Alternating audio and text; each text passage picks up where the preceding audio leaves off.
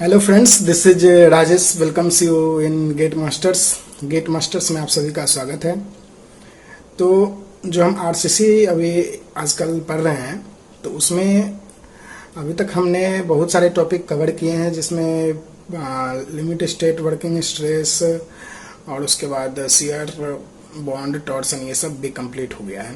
तो और पिछले क्लास में हमने कॉलम स्टार्ट किया था, ठीक है। और कॉलम का जो इंट्रोडक्शन पार्ट था, कॉलम का इंट्रोडक्शन पार्ट और उसका कॉलम के कितने टाइप होते हैं, सब कुछ हमने अच्छे से पिछले क्लास में डिस्कस कर लिया था। तो आज के इस वीडियो में हम वहाँ से आगे बढ़ेंगे, ठीक है। तो आज का जो टॉपिक रहेगा हमारा, वो कॉलम में ही आईएस कोड का कुछ रिकमेंडेशंस हैं वो रहेंगे, ठीक है। तो जैसे आईएस कोड में यहाँ पे आपको दिख रहा होगा बोर्ड पे कि टोटल यहाँ पे बहुत सारे रिकमेंडेशन लिखे हुए हैं। जैसे फर्स्ट है स्लेंडरनेस रेशियो कितना होना चाहिए, कैसा होना चाहिए, इसका रिकमेंडेशन, ठीक है। उसके बाद सेकंड है आपका स्लेंडरनेस रेशियो के बारे फर्स्ट हो गया। उसके बाद अनसपोर्टेड लेंथ का क्या क्राइटेरिया होना चाहिए। उसका बाद थर्ड है मिनिमम इसेंट्रिसिटी का क्या क्राइटेरिया होना चाहिए। उसके बाद फोर्थ आपको दिख रहा होगा यहाँ पे, फोर्थ जो है लॉन्गिट्यूडनल रेनफोर्समेंट। और फिफ्थ लॉन्गिट्यूडनल रेनफोर्समेंट के बारे में कुछ क्राइटेरिया आईएस कोड ने दिया है, वो यहाँ पे हम डिस्कस करेंगे अच्छे से। और फिफ्थ है कि कवर, जो रेनफोर्समेंट में हम लोग कवर कितना देते हैं, जो इफेक्टिव कवर होता है, नॉमिनल कवर होता है, उसके बारे में हम लोग यहाँ पढ़ेंगे। और उसके बाद जो आपको सिक्स दिख रहा होगा ट्रांसवर्स रेनफोर्समेंट के बारे में। ये ट्रांसवर्स रेनफोर्समेंट जो हम लोग प्रोवाइड करते हैं अपने कॉलम में, तो उसके लिए क्या क्या क्राइटेरिया होना चाहिए, ठीक है। और आईएस कोड ने जो क्राइटेरिया दिए हैं यहाँ पे, उसको हम यहाँ पे डिस्कस करेंगे। उसके बाद है पिच और डायमीटर। डायमीटर और पिच जो कितना होना चाहिए। जैसे पिच होता है, पिच का बात किस में होगा, पिच की बातें जो है वो आपका एक तरह से बोल सकते हैं कि जो स्पाइरल रेनफोर्समेंट होता है उसमें, ठीक है। पिच हो गया और डायमीटर हो गया।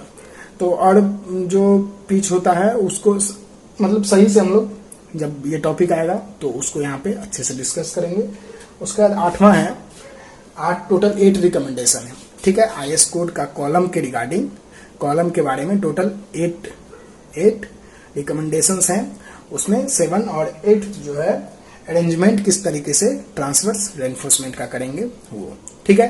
उसके बारे में भी आईएस कोड ने बताया है कुछ, ठीक है। तो आइए एक एक करके जानते हैं। तो उसमें सबसे पहला है स्लेंडरनेस रेशियो। तो स्लेंडरनेस रेशियो के बारे में हमने पढ़ा था पिछले क्लास में कि स्लेंडरनेस रेशियो जो होता है वो कॉलम का कितना होना चाहिए। तो स्लेंडरनेस रेशियो जो है वो कॉलम का कितना होना चाहिए, आपको हमने बताया था पिछले क्लास में। तो इसका जो वैल्यू है वो होना चाहिए आपका 12 से कम अगर है तो हमारा शॉर्ट कॉलम है, और 12 से ज्यादा है तो लॉन्ग कॉलम है, ठीक है। और मिनिमम कितना होना चाहिए, तो मिनिमम 3 होना चाहिए, ठीक है। 3 अगर कॉलम है तो 3, अगर पेडेस्ट्रल है तो लेस देन 3 होना चाहिए, ठीक है। तो यहाँ पे मिनिमम सिलेंडरनेस रेशियो के बारे में बातें हो गई कि मिनिमम सिलेंडरनेस रेशियो कॉलम के केस में कितना होना चाहिए, 3 से ज्यादा होना चाहिए, मिनिमम 3 होना चाहिए। तो 3 से ज्यादा है, 12 से कम है तो शॉर्ट कॉलम हो गया। लॉन्ग कॉलम के लिए 12 से ज्यादा होना चाहिए। तो 12 से ज्यादा है, लेकिन अपर लिमिट यहाँ पे फिक्स नहीं किया गया था, ठीक है। तो उसी अपर लिमिट को यहाँ पे आईएस कोड ने इसको फिक्स किया है। इसमें बताया गया है कि जो मिनिमम मैक्सिमम जो वैल्यू है स्लेंडरनेस रेशियो का वो 60, ठीक है। 60 से ज्यादा स्लेंडरनेस रेशियो नहीं होना चाहिए, ठीक है। यहाँ पे आप देख रहे होंगे स्लेंडरनेस रेशियो क्या होता है, अनसपोर्टेड लेंथ को डिवाइड करना है लेटरल डाया से, लिस्ट लेटरल डाया से, ठीक है। तो अगर हम एक्स की बात करें तो एक्स के डायरेक्शन में हमारा विड्थ आ जाएगा, ठीक है। और अगर वाई की बात करें तो वाई के डायरेक्शन में हमारा डेप्थ आ जाएगा। तो यहाँ पे हम उसी तरह से L/B नॉट ग्रेटर, दोनों होना चाहिए 60, मतलब हर डायरेक्शन में, दोनों डायरेक्शन में इसका वैल्यू जो है 60 से बड़ा नहीं होना चाहिए, ठीक है। तो यहाँ पे हमने इसको देख लिया। उसके बाद यही रिकमेंडेशन है स्लेंडरनेस रेशियो के बारे में। आईएस कोड ने जो रिकमेंडेशन दिया है कि स्लेंडरनेस रेशियो का वैल्यू एक कॉलम में मैक्सिमम जो है वो 60 होना चाहिए, 60 से कम ही होना चाहिए, 60 से ज्यादा नहीं होना चाहिए, ठीक है। उसके बाद सेकंड है अनसपोर्टेड लेंथ। तो अनसपोर्टेड लेंथ के बारे में बोला है कि अनसपोर्टेड लेंथ का जो वैल्यू है वो 100 बी स्क्वायर बाय डी से ज्यादा नहीं होना चाहिए, ठीक है। तो 100 बी स्क्वायर बाय डी, यानी कि बी क्या है, विड्थ हो गया, और डी क्या है, डेप्थ हो गया। तो बी और डी जो है width and depth measure in the plane of cantilever. Cantilever column जब रहेगा हमारा, तो उस केस में कैंटिलीवर क्या होता है, जब एक फिक्स है आपका कॉलम और उसमें से एक बीम निकला हुआ है, तो वो हो गया हमारा कैंटिलीवर।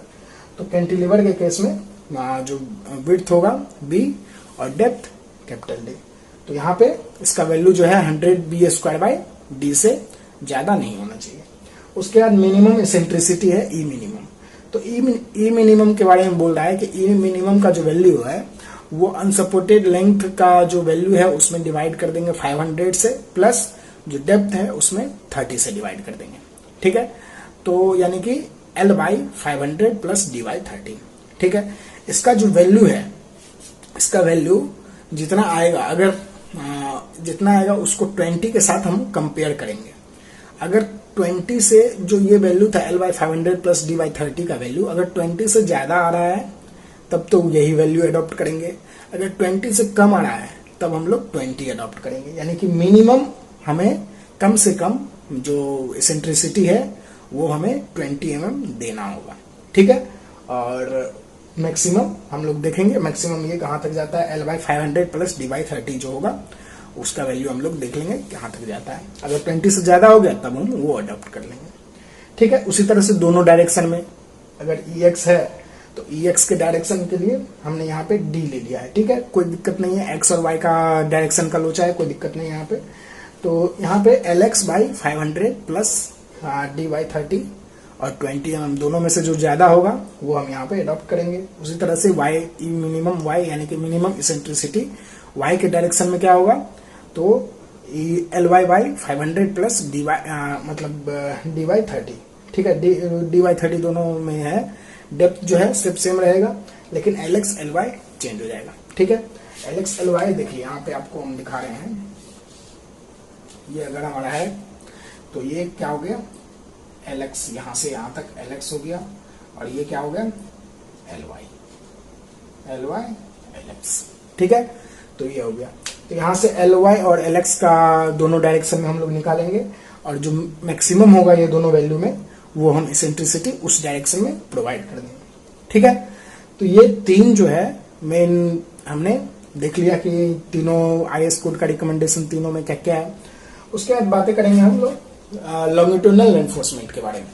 तो लॉन्गिट्यूडनल रेनफोर्समेंट के बारे में हम आपको डायरेक्ट यहाँ पे हम आपको बता दे रहे हैं कि जो मिनिमम रेनफोर्समेंट होता है उसका वैल्यू यानी कि एरिया, ठीक है, एरिया का जो वैल्यू है वो मिनिमम 0.8%, ठीक है, और मैक्सिमम 6% होगा, ठीक है। उसका किसका ग्रॉस जो एरिया होगा कॉलम का, ग्रॉस एरिया की बात हो रही है यहाँ पे, ठीक है। तो ग्रॉस एरिया में पूरा बी आएगा, पूरा डी आएगा, ठीक है। तो जो ग्रॉस एरिया है उसका जो उसका 6% से कम होना चाहिए। स्टील जो हम लोग प्रोवाइड करेंगे रेनफोर्समेंट, लॉन्गिट्यूडनल रेनफोर्समेंट की बात हो रही है, ठीक है। तो लॉन्गिट्यूडनल रेनफोर्समेंट जो है मिनिमम 0.8% और मैक्सिमम 6% तक जाएगा, उससे ज्यादा नहीं जाएगा। और मिनिमम बार जो है, नंबर ऑफ बार की बात हो रही है यहाँ पे, मिनिमम नंबर ऑफ बार, अगर लॉन्गिट्यूडनल डायरेक्शन की बात हो रही है यहाँ पे, लॉन्गिट्यूडनल रेनफोर्समेंट का जो मिनिमम नंबर ऑफ बार है वो, अगर हमारा रेक्टेंगुलर कॉलम है, रेक्टेंगुलर कॉलम और स्पाइरल कॉलम दो कॉलम होते हैं, एक तरीके से हम देख सकते हैं, तो हमने बताया था पिछले वीडियो में। तो रेक्टेंगुलर कॉलम है तो मिनिमम 4 बार हम लोग प्रोवाइड करेंगे, ठीक है। और अगर स्पाइरल कॉलम है तो उस केस में मिनिमम 6 बार हमें देना होगा, ठीक है। आपको ध्यान रखना, ये सब कोई किसी एग्जाम में ये क्वेश्चन डायरेक्ट पूछ लिए जाते हैं कि अगर कॉलम स्पाइरल है, ठीक है, स्पाइरल कॉलम है तो उस केस में मिनिमम लॉन्गिट्यूडनल बार हमें कितना देना होगा। तो आपको ये आना चाहिए कि मिनिमम जो लॉन्गिट्यूडनल बार है वो हमें कम से कम 6 देना पड़ेगा। और वही अगर रेक्टेंगुलर का केस हो जाएगा, रेक्टेंगुलर कॉलम है, तो उस केस में मिनिमम नंबर ऑफ जो लॉन्गिट्यूडनल रेनफोर्समेंट है वो 4 हो जाएगा। ठीक है, तो इस तरीके से हम लोग देख सकते हैं। और मिनिमम डाया, ये क्वेश्चन बहुत एग्जाम में पूछे गए हैं कि कॉलम के केस में लॉन्गिट्यूडनल बार जो होता है, हम लोग जो प्रोवाइड करते हैं लॉन्गिट्यूडनल रेनफोर्समेंट, उसका मिनिमम डाया कितना होना चाहिए। ठीक है, तो मिनिमम डाया की बात है तो मिनिमम डाया जो है उसका 12 mm होना चाहिए। ठीक है, यानी कि डाया की बात है तो डाया का वैल्यू ग्रेटर देन 12 mm होना चाहिए। ठीक है, और स्पेसिंग जो है, स्पेसिंग 300 mm से ज्यादा नहीं होना चाहिए। ठीक है, लॉन्गिट्यूडनल बार जो हम प्रोवाइड करेंगे वो दोनों के बीच में जो स्पेसिंग है 300 mm से ज्यादा नहीं होना चाहिए। ठीक है, अगर 300 mm से ज्यादा आ रहा है तो उस केस में हम लोग 2 रेनफोर्समेंट प्रोवाइड कर देंगे, तो गैप क्या हो जाएगा, कम हो जाएगा। ठीक है, तो 300 mm किसके डायरेक्शन में, पेरीफेरी। अगर आपका जैसे पेरीफेरी मीन्स बाहर से हम लोग मेजर कर लेंगे, जैसे रेक्टेंगुलर है वो हम लोग सब जितना भी होगा हम अभी आपको बता देंगे क्या क्या है केस। तो यहाँ पे आपको अभी इसको सुनना अभी ज़्यादा इंपॉर्टेंट है, सुनने से ज़्यादा ध्यान रहता है। ठीक है, तो ये बातें होगी। स्पेसिंग 300 mm से ज़्यादा नहीं होना चाहिए, बार का डाया 12 mm से ज़्यादा नहीं होना चाहिए, और मिनिमम जो रेनफोर्समेंट हम लोग प्रोवाइड करेंगे लॉन्गिट्यूडनल रेनफोर्समेंट, उसका जो वैल्यू है मिनिमम 0.6% होना चाहिए, और मैक्सिमम जो है 6 मतलब 0.8% मिनिमम, और मैक्सिमम जो है 6% होना चाहिए। ठीक है, और मिनिमम नंबर ऑफ लॉन्गिट्यूडनल बार जो है, अगर रेक्टेंगुलर कॉलम है तो उसके इसमें 4, और स्पाइरल कॉलम है तो 6। ठीक है, और अगर पेडेस्ट्रल की बात होगी, अगर पेडिस्टल कैसे होगा, अगर यहाँ पे देख लेंगे कि L/D का रेशियो यानी सिलेंडरनेस रेशियो का जो वैल्यू है वो अगर 3 से कम आ रहा है तो उस केस में हमारा पेडेस्ट्रल हो जाएगा। अगर पेडेस्ट्रल है तो उस केस में हमें वैसे तो बार की लॉन्गिट्यूडनल बार की जरूरत नहीं है, लेकिन फिर भी यहाँ पे मिनिमम बार प्रोवाइड करेंगे। लेकिन इस केस में जो कॉलम में हमने बोला था कि कॉलम में मिनिमम बार जो है 0.8% होता है, लेकिन पेडेस्ट्रल के केस में मिनिमम बार यहाँ पे जो प्रोवाइड करेंगे वो 0.8% नहीं होगा, वो होगा 0.15%। ठीक है, 0.15% ग्रॉस एरिया का उतना हम लोग रेनफोर्समेंट प्रोवाइड कर देंगे। तो मिनिमम रेनफोर्समेंट जो होता है वो क्यों हम लोग प्रोवाइड करते हैं।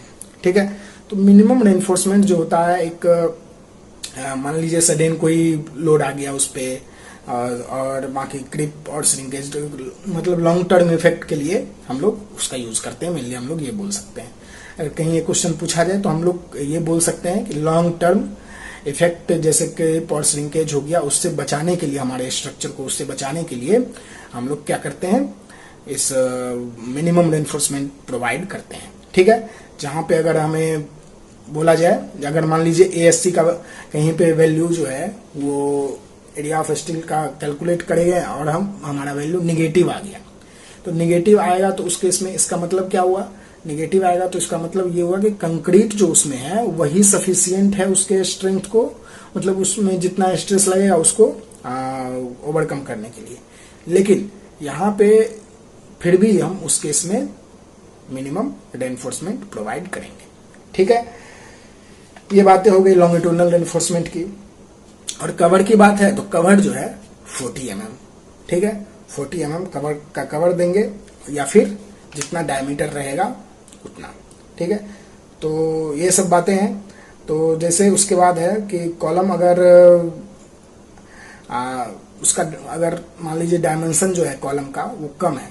ठीक है, कॉलम का डायमेंशन अगर कम है, जैसे 200 mm से भी कम अगर डायमेंशन है उसका, तो उस केस में जो हम लोग कवर देंगे उसका वैल्यू 25 mm होगा। ठीक है, 25 mm होगा उसका वैल्यू। उसके बाद है ट्रांसवर्स, ये तो 2 कवर हो गया। उसके बाद ट्रांसवर्स रेनफोर्समेंट है। तो ट्रांसवर्स रेनफोर्समेंट का यूज हम लोग जो है टाई के रूप में, या टाई बार जो होता है उसके फॉर्म में करते हैं, या फिर स्पाइरल के फॉर्म में करते हैं। ठीक है, तो ट्रांसवर्स रेनफोर्समेंट क्यों यूज करते हैं, शियर के लिए। शियर जब हमने पढ़ाया था तो वहां भी हमने बताया था कि जो शियर को शियर के लिए हम लोग ट्रांसवर्स रेनफोर्समेंट का यूज करते हैं। ठीक है, तो ट्रांसवर्स रेनफोर्समेंट जो प्रोवाइड किया जाता है वो मेनली किस लिए प्रोवाइड किया जाता है, तो किसके फॉर्म में, तो लेटरल टाई के फॉर्म में या फिर स्पाइरल के फॉर्म में। ठीक है, इसका जो काम है बकलिंग को रोकना है। जो कंस्ट्रक्शन जब चल रहा होता है तो उस केस में जो मटेरियल होता है वो स्ट्रेंथ अपना पूरा गेन नहीं किया जाता है, तो उस केस में हम टाई प्रोवाइड करते हैं, क्योंकि बकल ना हो जाए, जो हमारा उस पर लोड पड़ेगा एक्सियल लोड, उसके कारण हमारा जो कॉलम है वो बकल न कर जाए, इसीलिए हम लोग वहां पे लेटरल टाई प्रोवाइड करते हैं, यानी कि ट्रांसवर्स रेनफोर्समेंट प्रोवाइड करते हैं। ठीक है, ये जो है कंक्रीट को कन्फाइनमेंट प्रोवाइड करता है। ठीक है, तो कन्फाइनमेंट मतलब क्या, कन्फाइनमेंट मीन्स कि बांध के रखता है। ठीक है, कंक्रीट को ये बांध करके रखता है। तो ये बातें हो गई। उसके बाद है कि इसका यूज करने से जो है डक्टिलिटी और स्ट्रेंथ, जो हमारा कंक्रीट रहेगा यानी कि स्ट्रक्चर जो रहेगा उसमें, ये कॉलम जो रहेगा उसमें डक्टिलिटी और उसका स्ट्रेंथ क्या होगा, मतलब बढ़ेगा। ठीक है, उसको गेन करेगा वो। ठीक है, उसके बाद इसमें शियर और टॉर्सन, ठीक है, शियर और टॉर्सन दोनों को रेसिस्ट करने की जो कैपेसिटी है वो बढ़ जाती है इसके अंदर।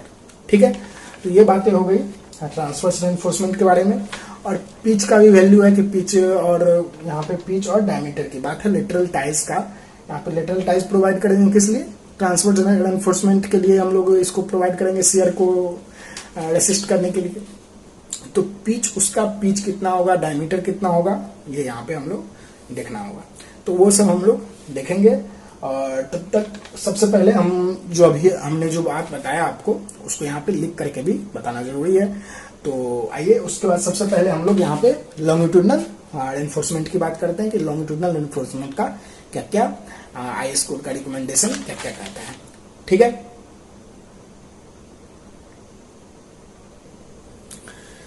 तो ये जो है आपको दिख रहा होगा कि लॉन्गिट्यूडनल रेनफोर्समेंट के बारे में हमने यहाँ पे कुछ लिखा है। ठीक है, जो हमने अभी आपको थोड़ी देर पहले जो हमने आपको जो बताया सेम वही चीज लिखा हुआ है, कुछ ज्यादा नहीं लिखा हुआ है।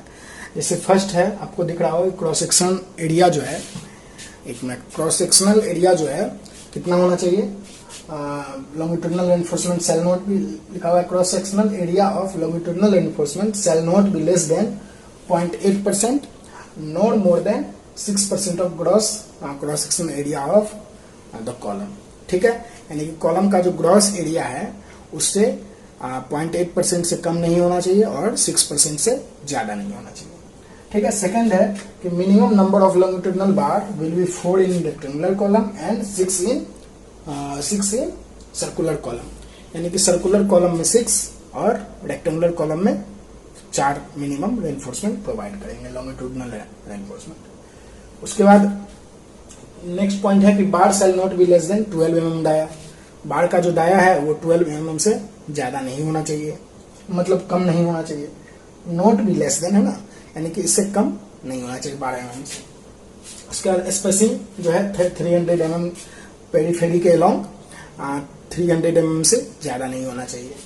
उसके बाद है इन केस ऑफ पेडेस्ट्रल के केस में मिनिमम नॉमिनल लॉन्गिट्यूडनल रेनफोर्समेंट की बात हो रही है यहाँ पे, यानी कि नॉमिनल लॉन्गिट्यूडनल रेनफोर्समेंट जो है वो 0.15% से कम नहीं होना चाहिए।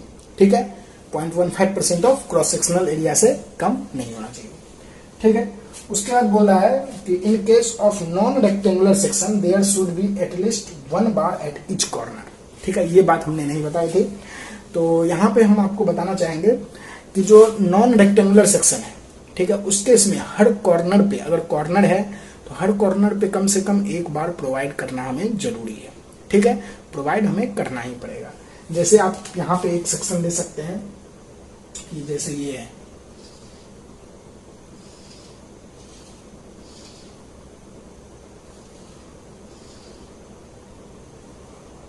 ठीक है, ये सेक्शन आपको दिख रहा होगा। तो यहाँ पे कॉर्नर यहाँ पे यहाँ है तो यहाँ भी देंगे, कॉर्नर यहाँ है तो यहाँ भी 12 में कम से कम यहाँ पे ये दोनों देना ही होगा।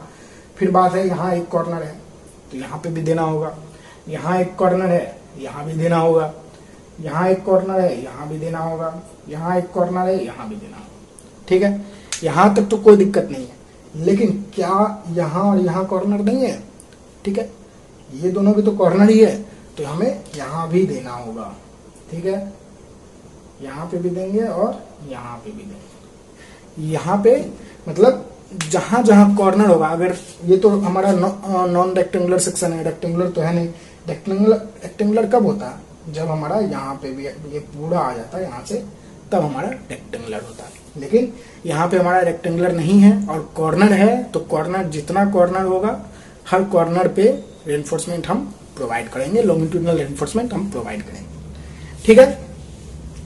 तो ये लॉन्गिट्यूडनल रेनफोर्समेंट हो गया।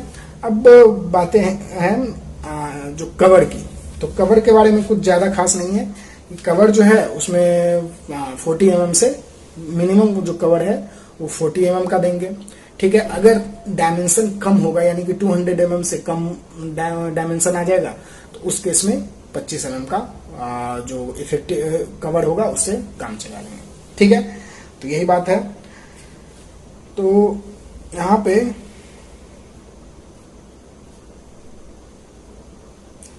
उस केस में जो है वैल्यू जो लॉन्गिट्यूडनल रेनफोर्समेंट है उसका बाड़ का डाया जो है वो 12 mm से ज्यादा नहीं लेंगे, ठीक है।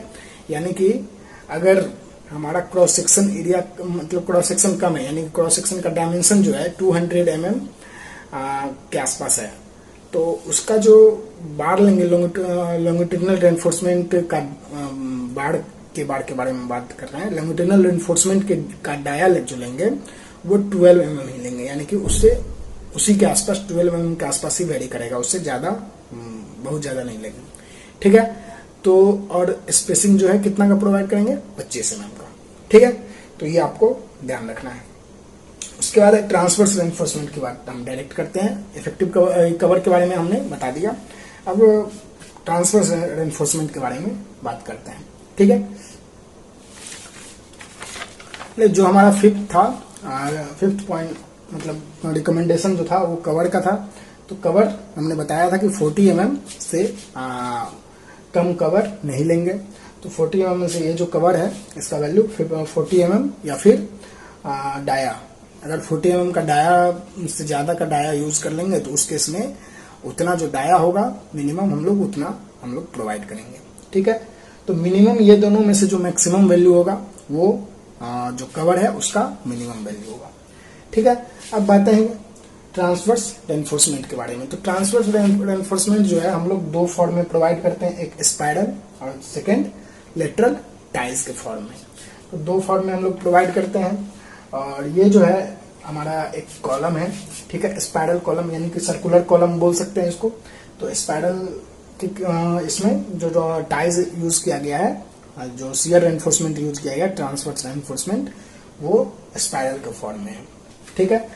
तो यहाँ पे आप देख रहे होंगे कि जो रिपीट होता है जितने पे उतने को हम लोग बीच का जो गैप होता है उसको पिच बोलते हैं, ठीक है।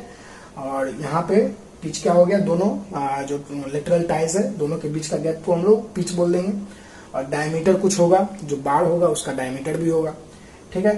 तो यहाँ पे जो है क्यों यूज करते हैं ट्रांसवर्स रेनफोर्समेंट, इसके बारे में तो हमने बता ही दिया था कि जो बकलिंग को प्रिवेंट करता है, ठीक है, कन्फाइनमेंट कंक्रीट को कन्फाइनमेंट प्रोवाइड करता है, फिर डक्टिलिटी और स्ट्रेंथ ये बढ़ाता है हमारे स्ट्रक्चर का, फिर इसके अंदर जो शियर और टॉर्सन दोनों को रेसिस्ट करने की क्षमता होती है, इसीलिए हम लोग इसको ट्रांसवर्स रेनफोर्समेंट जो है प्रोवाइड करते हैं, ठीक है। तो ट्रांसवर्स रेनफोर्समेंट के बारे में इतना ही है। उसके बाद हम लोग जो नेक्स्ट है उसके बारे में बात करेंगे कि पिच और डायमीटर का जो क्राइटेरिया है वो क्या है, ठीक है। तो पिच और डायमीटर के बारे में हम लोग यानी कि 7th हमारा है pitch and diameter of lateral ties, ठीक है। लेटरल या ट्रांसवर्स रेनफोर्समेंट भी बोल सकते हैं, इससे अच्छा है यहाँ पे ट्रांसवर्स रेनफोर्समेंट डालिए, ठीक है। लेटरल टाइज में सिर्फ यही आ गया आपको, देखो अगर स्पाइरल आपको नहीं दिख रहा होगा तो इसीलिए ट्रांसवर्स यहाँ पे कर देते हैं, ट्रांसवर्स रेनफोर्समेंट, ठीक है। तो पिच और डायमीटर दो चीज़ों की बात हो रही है। तो सबसे पहले बात है कि पिच का जो वैल्यू है, वो वैल्यू जो पी है टाइज की बात हो रही है यहाँ पे, लेटरल टाइज की, उसका जो वैल्यू है नॉट ग्रेटर देन जो एक लिस्ट लेटरल डायमेंशन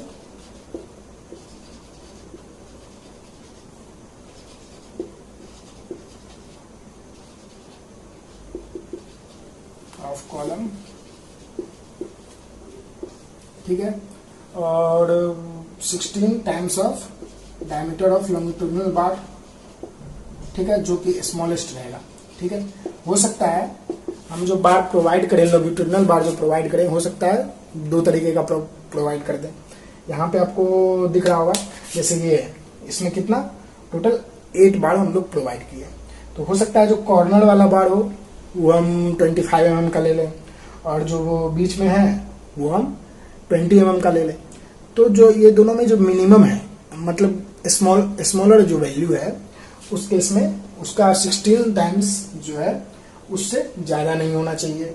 फिर लिस्ट लेटरल डायमेंशन जो है, यानी कि अगर मान लीजिए साइज जो है कॉलम का वो है आपका 400 बाई 600 mm का, ठीक है, तो मिनिमम कितना है 400 mm, तो 400 mm से भी ज़्यादा इसका पिच नहीं होना चाहिए, ऑब्वियसली नहीं होगा। ठीक है, और वैल्यू है इसका 300 mm। ठीक है, ये तीनों में जो मिनिमम है, विच एवर इज मिनिमम। ठीक है, ये टाइल्स का हो गया। टाइल्स के केस में मिनिमम हम लोग पिच इतना हम लोग प्रोवाइड करेंगे, मतलब मैक्सिमम, ये वैल्यू है मैक्सिमम का। ठीक है, इससे ज्यादा नहीं होना चाहिए। इससे ज्यादा नहीं होना चाहिए मीन्स क्या, ये जो वैल्यू है हमें मैक्सिमम वैल्यू प्रोवाइड कर रहा है। ठीक है, उसके बाद ये टाइल्स का जो है, टाइल्स का पिच के बारे में बात हो गया। अब पिच के बाद हम लोग डायमीटर की बात करते हैं। तो डायमीटर ऑफ, यानी कि डाया ऑफ टाइल्स की बात करते हैं। तो डाया ऑफ टाइल्स जो है उसका value shell not be less then, जो लॉन्गिट्यूडिनल बार है, ये लार्जेस्ट की बात हो रही है यहाँ पे। ठीक है, जो यहाँ पे हम लोग लिए थे 25 mm और 20, तो 25 mm का यहाँ पे पुट होगा। तो 25/4, यानी कि जो लॉन्गिट्यूडिनल बार होगा उसके डाया का 1/4 से कम नहीं होना चाहिए, और उसके बाद है 6 mm से भी कम नहीं होना चाहिए। ठीक है, जैसे यहाँ पे 25 mm है, तो 25 mm/4 कितना है, 6 से ज्यादा ही है। तो 6 से अगर ज्यादा है तो 6 ले लेंगे। अगर 6 से कम आ जाता है, ठीक है, तो उस केस में हम जो है यहाँ पे 6 mm एडॉप्ट कर लेंगे। ठीक है, डायमीटर टाइल्स का, यानी कि अगर यहाँ पे बोल सकते हैं कि मिनिमम कितना हम लोग कितना mm का टाइल्स प्रोवाइड करेंगे, तो मिनिमम जो है 6 mm का प्रोवाइड करेंगे। ये भी क्वेश्चंस पूछे जा सकते हैं एग्जाम में, कि जो मिनिमम ऑब्जेक्टिव क्वेश्चंस में पूछे जा सकते हैं कि मिनिमम जो टाइल्स है वो हम लोग कितना प्रोवाइड करेंगे, कितना mm डाया का, तो 6 mm डाया का हम लोग टाइल्स प्रोवाइड कर सकते हैं। ठीक है, ये टाइल्स की बात हो गई। अब बात है स्पाइरल का, यानी कि स्पाइरल के केस में जो पिच का वैल्यू है, ये जो है, ये आपको जो ये डायमीटर दिख रहा होगा, डायमीटर ये टाइल्स और स्पाइरल दोनों के लिए वैलिड है। ठीक है, और डाया ऑफ स्पाइरल, ठीक है, ये जो डायमीटर है ये दोनों के लिए वैलिड है, दोनों के लिए यूज कर सकते हैं। उसके बाद पिच की बात है, तो पिच ऑफ स्पाइरल, इसका वैल्यू है, देखिए इसका वैल्यू जो है वो 75 mm से ज्यादा नहीं होना चाहिए। पिच स्पाइरल के केस में पिच का जो वैल्यू है वो 75 mm से ज्यादा नहीं होना चाहिए। फिर है 1/6 ऑफ कोर का डाया, कोर का जो डायमीटर है, कोर डायमीटर ये हो गया आपको, ये कोर देखिए आपको दिख रहा होगा, यहाँ पे पूरा जो है ये हमारा सेल हो गया। ठीक है, और ये इसका जो बीच का पार्ट है ये इसका कोर हो गया। ठीक है, आपको दिख रहा होगा सेल और कोर, ठीक है। तो ये 1/6 of core dia means core का जो डाया होगा उसका 1/6 से भी ज्यादा नहीं होना चाहिए। उसके बाद है आपको दिख रहा है नीचे, हाँ दिख रहा होगा, ठीक है। इसका वैल्यू है लेस देन 25 mm से नहीं होना चाहिए, 25 mm से कम भी नहीं होना चाहिए, ठीक है, पिच का वैल्यू। उसके बाद है not less than 3 times of spiral का डाया, ठीक। यानी कि टोटल 4 इसमें रिकमेंडेशंस है कि जो स्पाइरल का जो स्पाइरल कॉलम होता है उसका जो पिच है, पिच की बात हो रही है यहाँ पे, उसका जो पिच का वैल्यू है वो पिच मिनिमम 75 mm से ज्यादा नहीं होना चाहिए। उसके बाद 1/6 ऑफ कोर का डाया, यानी कोर का डाया अगर जितना है उसका 1/6 से भी ज्यादा नहीं होना चाहिए। फिर है 25 mm से कम भी नहीं होना चाहिए, यानी कि 25 mm से और 75 mm के बीच में कहीं पे होगा। और फिर 3 टाइम्स ऑफ स्पाइरल का डाया, ठीक है। स्पाइरल का डाया अगर 6 होगा तो उसके इसमें 18, ठीक है, 18 से कम नहीं होना चाहिए। ऑब्वियसली ये बोल रहा है 25 से कम नहीं होना चाहिए, तो 18 से कम तो होगा ही नहीं, तो ये यानी कि 25 और 75 के बीच में कहीं लाई करेगा, ठीक है। तो इस तरीके से देख सकते हैं आप। उसके बाद है कोड का जो रिकमेंडेशंस था वो लगभग हो गया। अब लास्ट एक बचा हुआ है कि अरेंजमेंट हम लोग किस तरीके से ट्रांसवर्स रेनफोर्समेंट का करते हैं, तो हम जल्दी में आपको समझा देते हैं थोड़ा सा। यहाँ आपको जो है 3 टोटल अरेंजमेंट आपको देख रहे होंगे। एक फर्स्ट ये हो गया, सेकेंड आपका ये हो गया, थर्ड ये हो गया, ठीक है। 3 अरेंजमेंट आपको दिख रहे होंगे कि किस तरीके से ट्रांसवर्स रेनफोर्समेंट का यहाँ पे अरेंजमेंट किया गया है, ठीक है।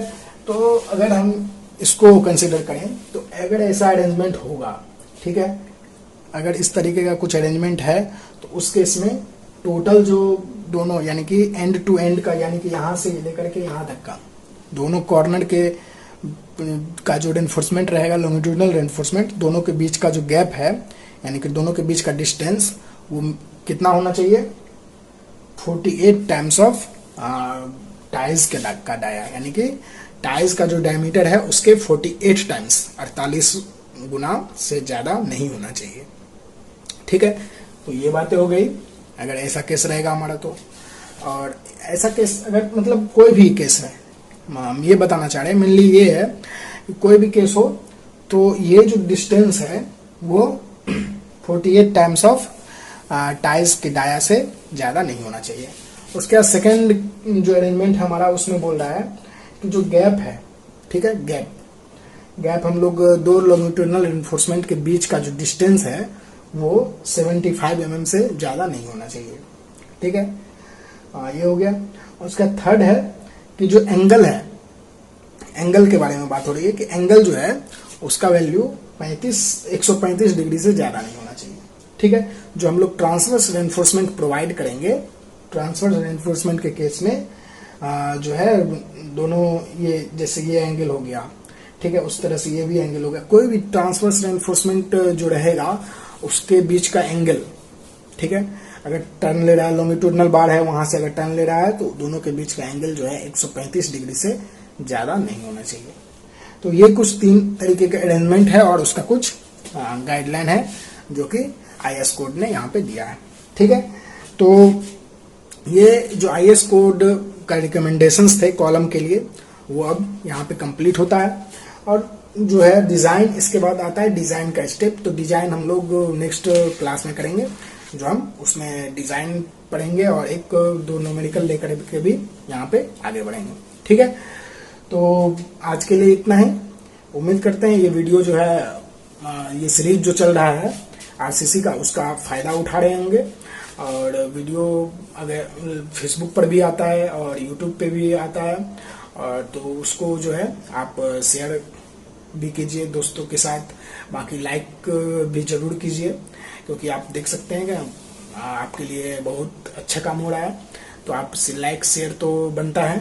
और फिर साथ ही अगर यूट्यूब पे पहली बार आए हैं और हमारे चैनल पर, तो प्लीज चैनल को भी सब्सक्राइब कर लीजिए, और फेसबुक के पेज पर भी पहली बार अगर देख रहे हैं और लाइक नहीं किया है पेज को तो प्लीज लाइक कर दीजिए, ठीक है। तो सब्सक्राइब नहीं किया है तो सब्सक्राइब, और लाइक नहीं किया है तो पेज को लाइक जरूर कर दीजिए, ठीक है। तो मिलते हैं हमारे नेक्स्ट वीडियो में, जिसमें हम लोग जो है हमारा कॉलम जो है उसका डिजाइन पढ़ेंगे, किस तरीके से हम लोग डिजाइन करते हैं, ठीक है। तो thank you friends for watching the videos. तो लाइक शेयर सब्सक्राइब ये सब किया कीजिए, तो ठीक है, थैंक यू।